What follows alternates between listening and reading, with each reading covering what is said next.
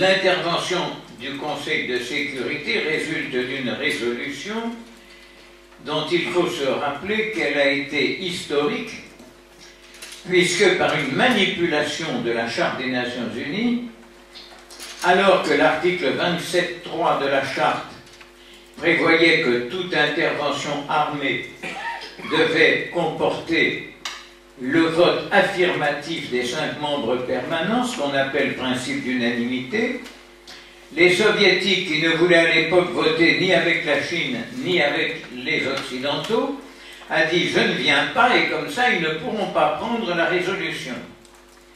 Et c'est alors que les Occidentaux ont consulté la Cour internationale de justice qui, par une acrobatie interprétative, a dit « oh mais oui, mais celui qui ne vient pas, c'est qu'il est d'accord pour que la décision soit prise, ça équivaut à un vote affirmatif, et c'est comme cela que sans que jamais le veto ait figuré dans la charte, cette décision, à l'occasion de la Corée, a inversé le principe d'unanimité en droit de veto, en inversant ainsi la portée de l'abstention.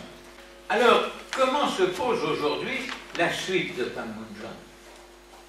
La suite de Panmunjom, elle est très simple.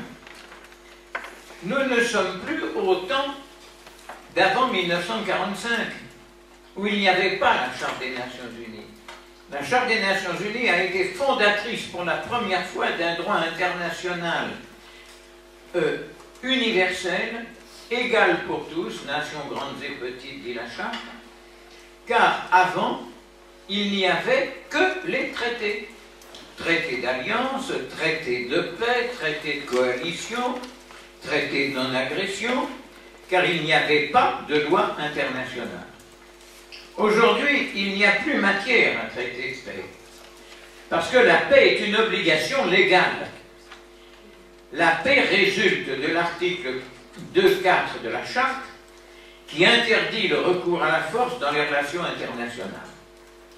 Si bien qu'à partir du moment où le cessez-le-feu a été signé à Panmunjom, c'est le droit international de la Charte qui s'appliquait.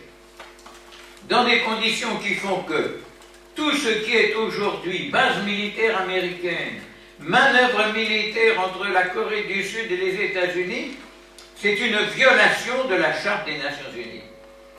C'est illégal. Parce que l'article 2.4 de la Charte n'interdit pas seulement le recours à la force, mais le recours à la menace de la force. Par un État ou des groupes d'États est contraire à la Charte, est illégal. Il va falloir qu'on développe l'idée que ce n'est pas seulement la base militaire US en Corée qui est illégale, mais la bataille est la même que celle des Japonais contre la base d'Okinawa. Tout aussi illégale est la base française d'Abu Dhabi. Oui, depuis 1953, toutes les dispositions des États-Unis dans la région sont illégales, mais qu'est-ce qu'ils font donc, y compris dans la mer de Chine? Qu'est-ce qu'ils font là? Il ne faut pas oublier que dès lors que c'était les Nations Unies qui avaient signé, ils ne tiraient des accords de cessez-le-feu aucun droit de conserver des bases militaires et de mener des actions et des mesures navales. Mais il y a un autre élément encore. L'autre élément, c'est que, et je vais être très vite, je vais bientôt avoir fini, l'autre élément, c'est que la loi internationale de la Charte, complémentaire de l'article 2.4, c'est l'obligation de régler par les voies pacifiques les différends. Par les instruments étatiques qu'il choisit, qu'il en veuille deux, qu'il en veuille un, c'est son affaire. La responsabilité internationale d'application de Panmunjom, c'est d'assurer la consultation et les droits du peuple coréen de décider ensemble et unitairement de son avenir.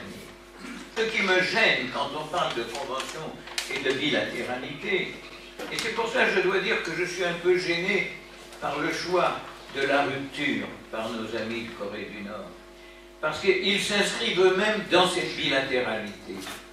Alors qu'en réalité, mais ils devraient faire appel à la communauté internationale qui devrait les protéger en raison de la nature même de la mission du Conseil de sécurité, les protéger contre les menaces militaires des États-Unis.